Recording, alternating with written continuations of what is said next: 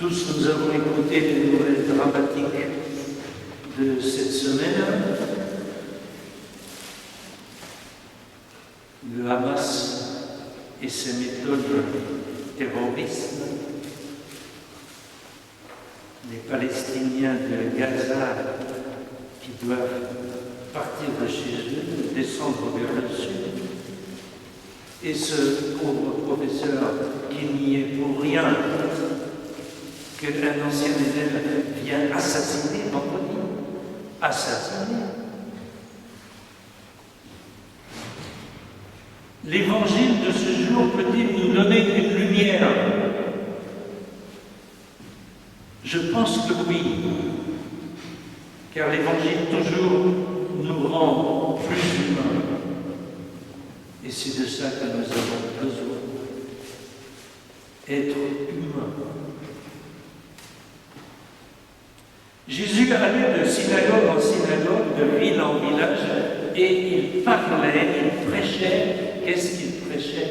La bonne nouvelle du royaume de Dieu, qui est une chose si merveilleuse qu'une seule définition ne suffit pas.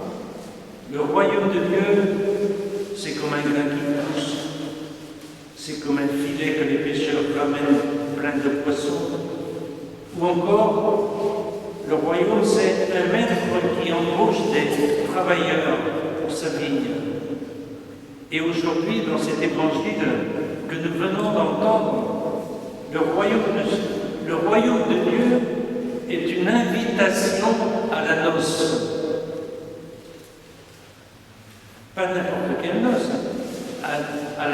aux noces du Fils du roi. À moi, ça me plaît bien que le royaume, c'est-à-dire le beau projet que Dieu le Père du ciel a sur nous, que le royaume soit une invitation à la fête.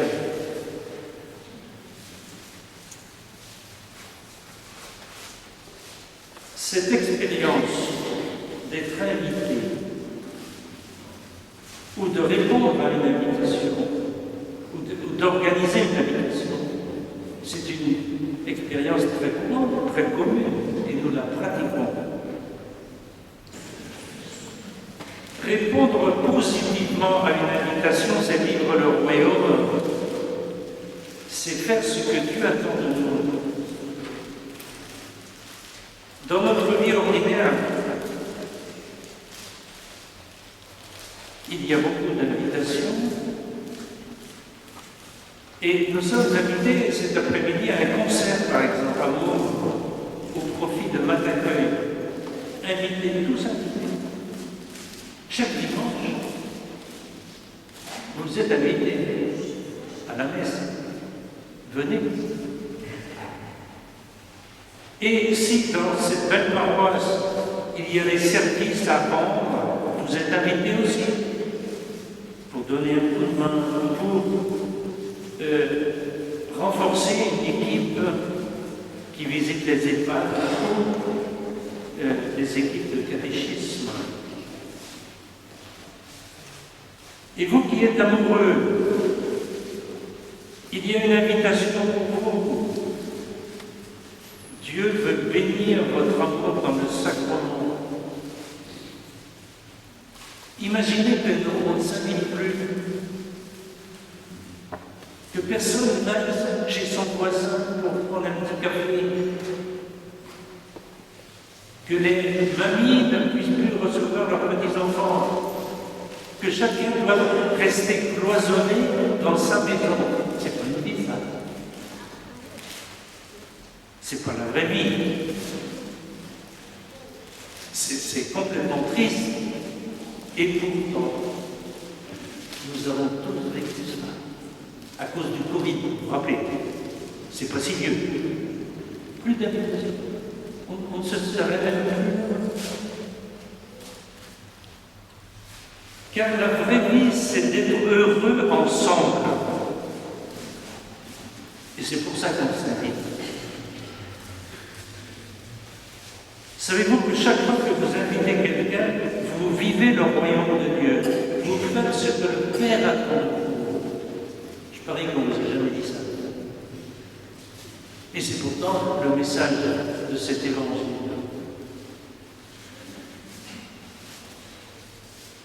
Mais avouez que peut-être ça dérange, ou ça nous fait sortir de notre routine et de nos habitudes. Ça peut être aussi, il peut en résulter une surprise. On ne sait jamais ce qui peut sortir d'une invitation. Notre père Abraham, père de la foi, un jour, il invita 3 inconnus. Ils les avaient jamais vus. Et puis l'un d'eux lui dit, l'année prochaine, tu auras un fils que tu berceras dans tes bras.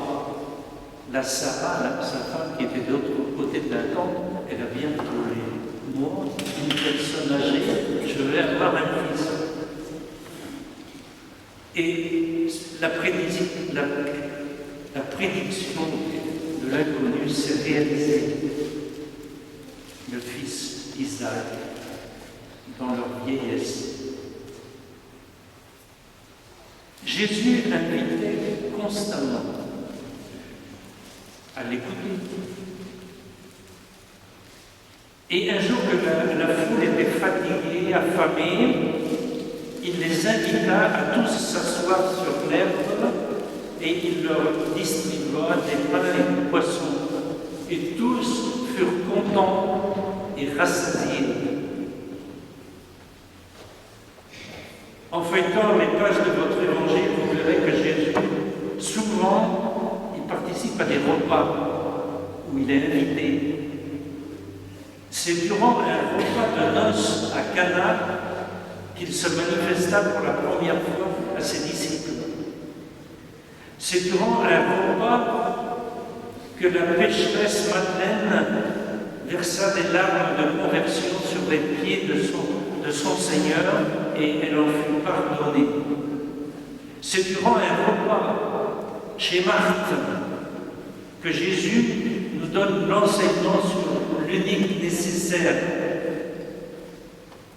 Et enfin, c'est durant son dernier repas que Jésus nous a laissé le plus précieux des cadeaux, son héritage. Prenez et mangez, prenez et buvez. Mais revenons à l'évangile du jour. Est-ce que tout le monde va répondre à l'invitation? Non. Les premiers invités trouvent tous un prétexte pour ne pas aller à la fête. Il y en a un qui dit, moi j'ai mon négoce, je ne peux pas fermer ma boutique, le client est en port. Qu'ils y aillent des paresseux s'ils veulent, moi monsieur je travaille. L'autre dit que le champ qu'il vient d'acheter, il faut quand même aller le visiter, etc. Prétexte pour ne pas aller à la fête. Et Marc leur en a pris, puisque ce roi, qui n'est pas le Père miséricordieux de Jésus, mais un potentat colérique et méchant, va les punir sévèrement. Et finalement, ce sont d'autres venus de toutes parts qui vont bénéficier de la fête des noces, des bons et des mauvais. Et peut-être la pointe de la parabole, ce verset qui est pour nous, la salle de noces fut remplie de convives. Nous en sommes. Retenez bien ceci. Peut-être que vous ne l'avez pas tout à fait saisi encore. Chaque fois que vous invitez et que vous répondez à une invitation, vous vivez le royaume, qui est la chose la plus importante que Jésus est venu annoncer et pratiquer. Et de cette invitation, vous en sortirez plus humain, plus chrétien. Venez tout à l'heure moment de la communion, quand le prêtre vous dira « Heureux les invités au repas des noces de l'agneau ». Amen.